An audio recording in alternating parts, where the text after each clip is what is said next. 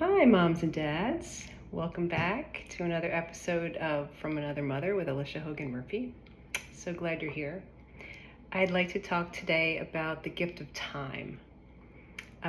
We always hear expressions about time. Time flies when we're having fun. Time is a thief.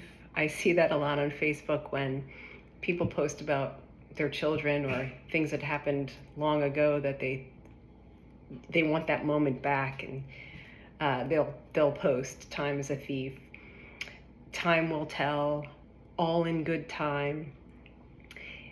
Time really does tell because we find out most of the answers to our questions in good time, right? Which requires patience. Not always easy. Today, Jack and I are celebrating 20 years of marriage. Talk about a time warp. It's strange because when I think back, that wedding day seems like a lifetime ago. And yet, it's hard to believe that 20 years have gone by. I don't know about you, but in my head, I'm 53. I still feel like in my head, I'm 21. My body reminds me daily, by the way I look and feel, that I am 53. But it's just so hard to believe how quickly time goes, and yet when I look back to that day, I remember it well and fondly and all of that, but it just does seem like quite a long time ago. And and in looking at that, I think back to the happy times we've had, the sorrowful times we've had, the scary times. There have been, marriage is full of a lot of ups and downs, and I'll share quickly, if possible, two kind of scary times. When I was pregnant with Brendan, our youngest, Jack is a pediatrician and was affiliated with CHOP. His practice was affiliated with CHOP in the earlier years of our marriage, and CHOP decided that they were going to do away with the Delaware offices, which he works in Delaware, and focus more on the Pennsylvania and New Jersey offices. So suddenly he and his four partners were kind of like scrambling. Okay, well, what now? Do we, they were all interviewing at different places. They were talking about starting their own, which is eventually what happened. They decided to go in as a five-some and start their own practice.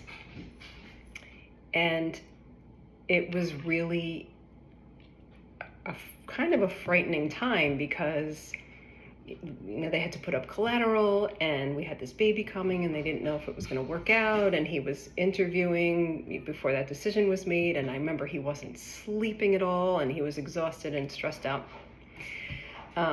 So thankfully, when they started the new practice, it took off, and things have gone very well, knock wood. So that's a positive that came out of the scary time, thank goodness. For me, one of the things that stands out quite boldly in our 20 years is, and I'll try to keep this part brief because this is a long story, but basically about 11 years ago, my dad had a sudden cardiac arrest, and he survived to the hospital, but they told us he would not survive the night. He did, and then they operated to put a stent in, and they told us he would not survive that operation. He did, but then he was in a coma for over a week, and I always wanted to be a children's author since I was 8 years old. That was like my lifetime dream. And I had been sending out manuscripts and story ideas to publishers for 25 years at that point. And as I sat there at my dad's bed, I thought, enough. I've tried to do this the traditional way all these years, and it just isn't happening. It's a tough market to break into. So no matter what happens with Dad, once the dust settles, I'm going to look into self-publishing because I really want to get my stories out there into the world. And I really want to be a published author. Well, lo and behold, my best friend calls me to check up on my dad, and she says that she had befriended somebody on the train on the commute into work who was in children's publishing. And she was starting a new imprint and was looking for work. And my friend told her about me. Anyway, long story, even longer. I'm a long-winded girl. I sent my stuff to her.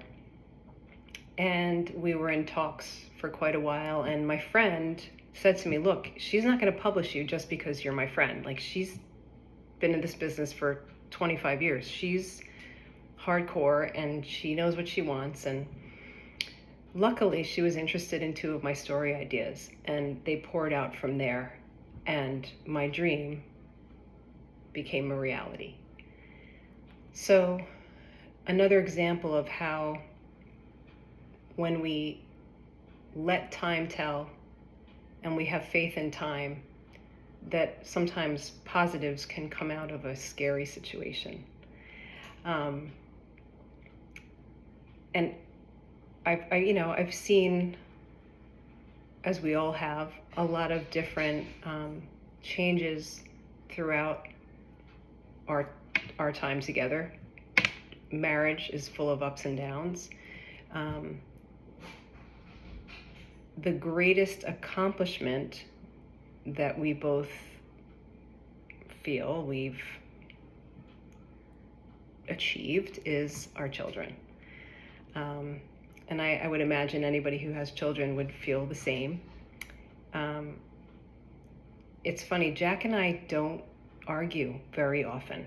Now, I am not sitting here saying, my marriage is perfect and we're like the best couple and we always get along and there's no problems. No, not a bit. But I will say, for the most part, we tend to see eye to eye.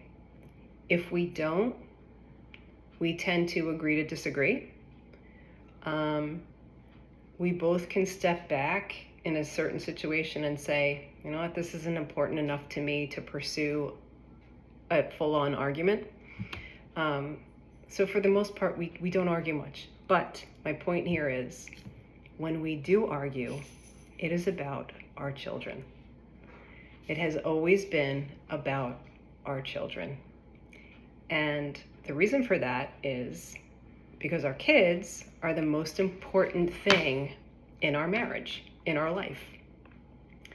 And they really are a gift for many reasons, my goodness, many, many reasons. But I always have said, professionally, here's an example, professionally, I know that Jack is a different doctor since becoming a father. I have gone in and out of teaching roles over these years, even though for the most part I've been home with the kids, writing and raising them, but I have dabbled here and there with some teaching roles. I'm a different teacher when I do that because, like Jack, I now have that layer of added experience with children in a different way, an inside knowledge, if you will, that comes with parenthood. And suddenly, as a teacher anyway, when I'm dealing with a child in the classroom, they're not just a kid, they're someone's baby. It's someone's child. And so I can relate empathize, all those things with that. So when I look back at the 20 years, I try to, well, we always want to focus on the positive, right? Even though there have definitely been some things that have been really, struggles. It's important to look at those positives. So maybe think, where were you 20 years ago? What positives have you planted in the last 20 years? And what gifts have you harvested from those positive things? It's always nice to look back on the happy times, right?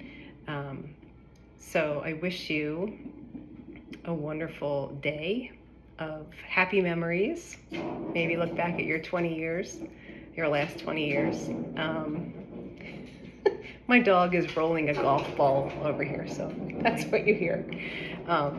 Anyway, I wish you some happy reflection time. If you choose to look back maybe at the last 20 years and think, okay, where was I 20 years ago, and what positive things have poured out for me in my life? Thank you for tuning in. Please feel free to share with anybody who you think might enjoy the channel. I appreciate you so much. Have a great day.